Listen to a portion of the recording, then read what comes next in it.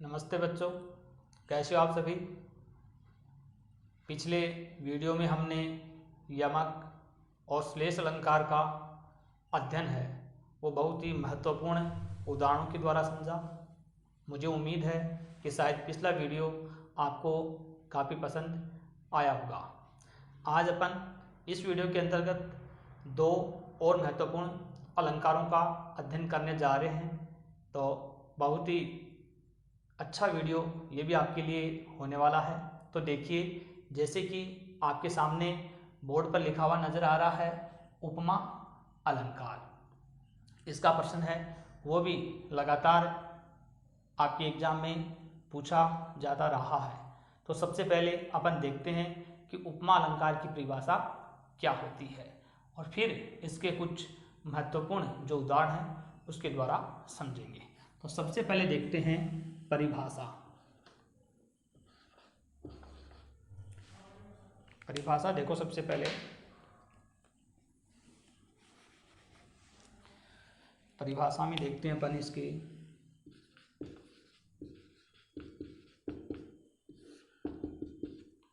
देखो, जब किसी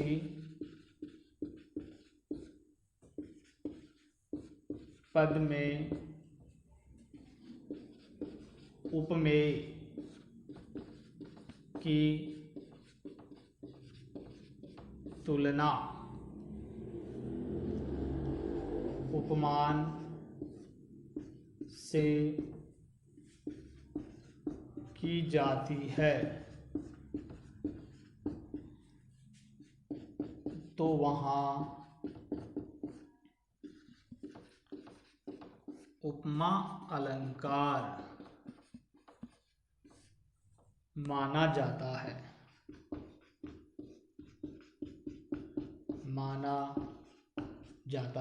बहुत ही सरल सी परिभाषा है। जब किसी पद में उपमेय की तुलना है वो उपमान से की जाएगी। अब यहाँ पर हमें समझना ये है कि उपमेय क्या होता है और उपमान क्या होता है। देखो, उपमेय और दूसरा है आपका उपमान। उपमेय प्रस्तुत पदार्थ, यानी कवि जब किसी पदार्थ का वर्णन कर रहा है तो कवि के सामने प्रस्तुत है, समक्ष उसके उपस्थित है एक तरह से, वो पदार्थ आपका क्या कहलाता है? उपमेय कहलाता है। मतलब है अर्थात जिसकी तुलना की जाए, मतलब जिसकी तुलना की जा रही है वो पदार्थ आपका क्या कहलाएगा? उपमेय कहलाएगा। दूसरा है उपमान। ये होता है अप्रस्तुत पदार्थ, मतलब ये कवि के सामने प्रस्तुत नहीं होता है, अर्थात जिससे तुलना की जाए वो क्या कहलाएगा? उपमान कहलाएगा। जिसकी तुलना की जाती है वो पदार्थ क्या है? उपमेय है। और जिससे मतलब दूसरा जो पदार्थ होगा वो क्या है? अप्रस्तुत होता है, यानी कवि के सामने ये उपस्थित नहीं होता है, वो क्या कहलाएगा? उपमान कहलाएगा। अब इसके साथ दो चीजें उपमा अलंकार में और आपको ध्यान में रखनी है, वो है आपकी, एक होता है इसमें साधारण धर्म। साधारण धर्म ये क्या होता है? साधारण धर्म यानी उपमेय और उपमान दोनों में, उपमेय और उपमान दोनों में समान गुण, मतलब जब दो पदार्थों की तुलना हो रही है तो उसमें क्या समानता है? जो तुलना की जा रही है तो वो किस गुण के आधार पे की जा रही है, वो पदार्थ क्या कहलाता है? आपका साधारण धर्म होता है। एक चीज और होती है इसमें, वो है आपका वाचक शब्द। वाचक शब्द का मतलब क्या होगा? मतलब जब तुलना करेगा कवि दो पदार्थों को एक के समान दूसरे को रखने की कोशिश करेगा, तो उसके लिए कुछ निश्चित शब्द हैं तुलना वाले या समानता वाले। वो कौन कौन से हैं? सा, सी, से, सम, समान,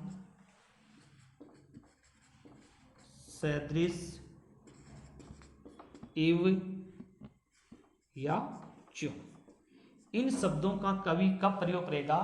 जब उपमेय और उपमान की तुलना करता है, तो इन शब्दों का प्रयोग है वो कवि आप अपना जो उसका पद होता है, कोई भी पंक्ति होती है, उसके अंतर्गत प्रयोग करता है। तो चार चीजें इसमें ध्यान रखनी है, इनको अपन उपमा के अंग है वो भी कह सकते हैं। ध्यान से देखना एक बार दोबारा।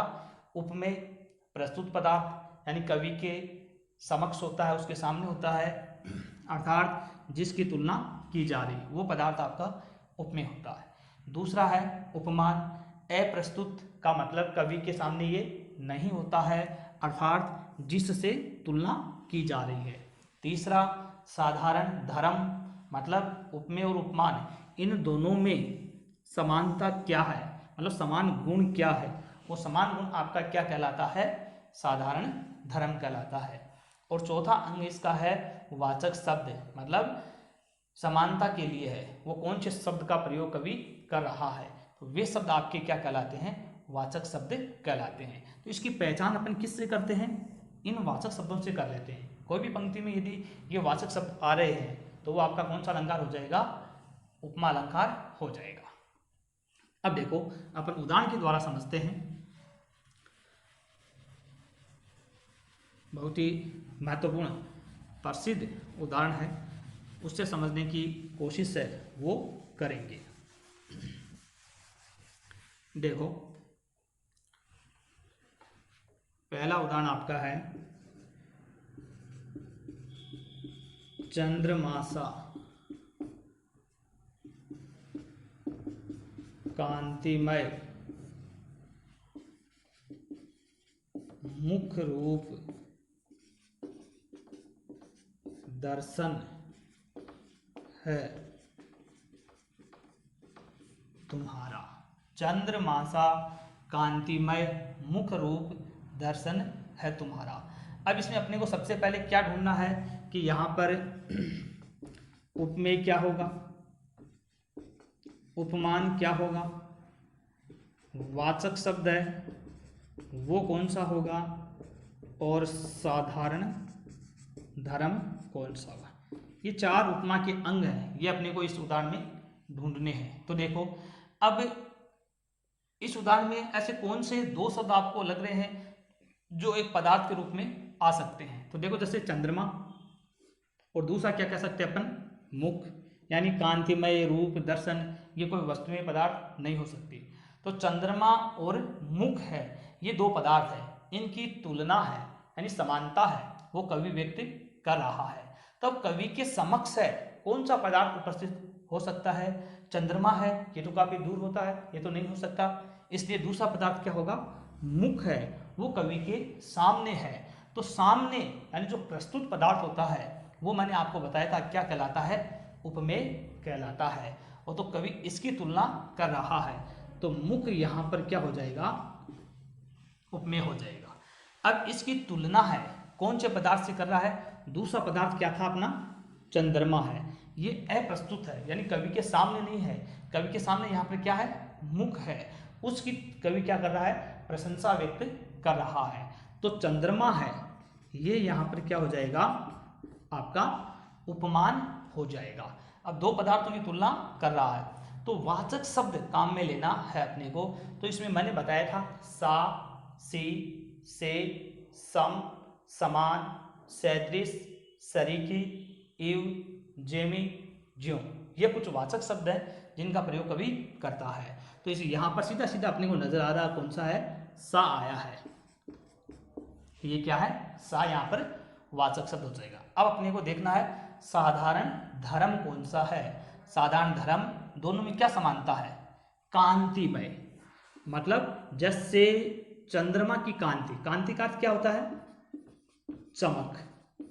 जैसे चंद्रमा चमकता है वैसे कवि को किसी नायिका का मुख है वो चमकता हुआ नजर आ रहा है। तो चंद्रमा का गुण चमक है, वैसा ही गुण कवि को किस में नजर आया? नायिका के मुख में नजर आया। तो ये यहाँ पर कांतिमय शब्द है, ये क्या हो जाएगा? कांतिमय। ये यहाँ पर साधारण धर्म है, तो दोनों में समानता है, तुलना वाला शब्द है कांतिमय। तो बहुत ही अच्छे तरीके से आपको समझाने की यहाँ पर कोशिश की गई है। उपमेय मुख्य, उपमान चंद्रमा, वाचक शब्द सा, साधारण धर्म कांतिमय। जो वाचक शब्द मैंने आपको बताए हैं उन वाचक शब्दों से आप आसानी से वो पहचान कर सकते हैं। दूसरा एग्जाम्पल देखते हैं। सुनी सुरसरी, सुनी सुरसरी सम शीतल वाणी, सुनी सुरसरी सम शीतल वाणी। अब कवि को क्या सुनाई दे रहा है? यहाँ पर वाणी, वाणी सुनाई दे रही है। तो ये कवि की क्या है? समक्ष है, कवि के सामने है, जो प्रस्तुत है कवि के सामने। कवि को कुछ आवाज है वो सुनाई दे रही है। तो जो आवाज सुनाई देती है या जो प्रस्तुत पदार्थ होता है उसको क्या कहा जाता है? उपमेय कहलाता है। तो यहाँ पर ये वाणी यानी जो वाणी है ये क्या है? आपका उपमेय कहलाएगा। फिर अपने को उपमान देखना है। उपमान किसके समान है? वो दूसरा पदार्थ क्या है? वो आपका यहाँ पर सुरसरी, सुरसरी मतलब गंगा नदी, जो देव नदी होती है उसको कहते हैं। तो वो क्या हो जाएगा? यहाँ पर आपका सुरसरी उपमान हो जाएगा। तीसरी बात क्या देखनी है? वाचक शब्द। वाचक शब्द मैंने आपको बताया था सा, सी, से, सम, समान इत्यादि। तो यहाँ पर क्या नजर आ रहा है? सम शब्द आ रहा है, तो ये आपका क्या हो गया? वाचक शब्द हो गया। फिर अपने को क्या है? दोनों में समानता क्या है? समान गुण, साधारण धर्म क्या होगा? दोनों में क्या है? शीतल।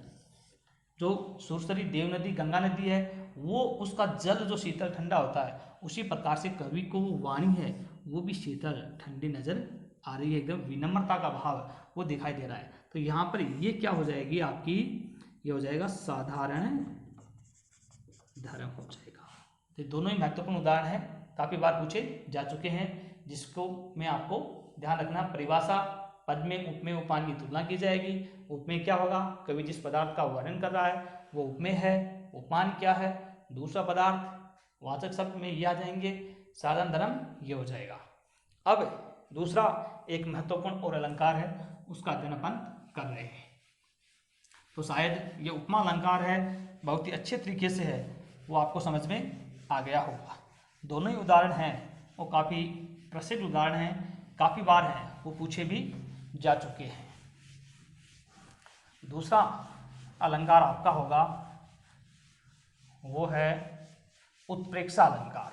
उत्प्रेक्षा अलंकार में भी क्या होता है? उपमेय और उपमान है, ये दोनों ही प्रयुक्त होते हैं। 3 अलंकार होते हैं जिसमें उपमेय और इसका प्रयोग किया जाता है। यहाँ लिख दिया मैंने उत्प्रेक्षा अलंकार। सबसे पहले क्या देखेंगे? परिभाषा। वैसे परिभाषा लिखनी अपने को, जब किसी पद में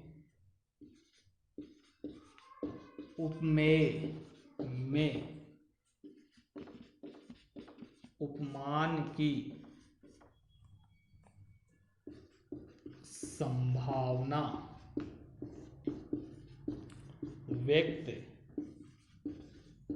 की जाए तो वहाँ उत्प्रेक्षा अलंकार माना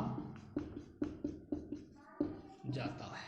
ध्यान से देखना, उपमा में अपने पढ़ा था कि जब किसी पद में उपमेय की तुलना या समानता है वो उपमान से की जाती है। लेकिन यहाँ पर क्या है? उपमेय में उपमान की संभावना। इस शब्द को आपको नोट करना है, एक तरह से ये शब्द देखना है। उपमान में क्या होगी, संभावना व्यक्त की जाएगी, यानी ऐसा हो सकता है, ऐसा अर्थ है वो उस पद का निकलेगा।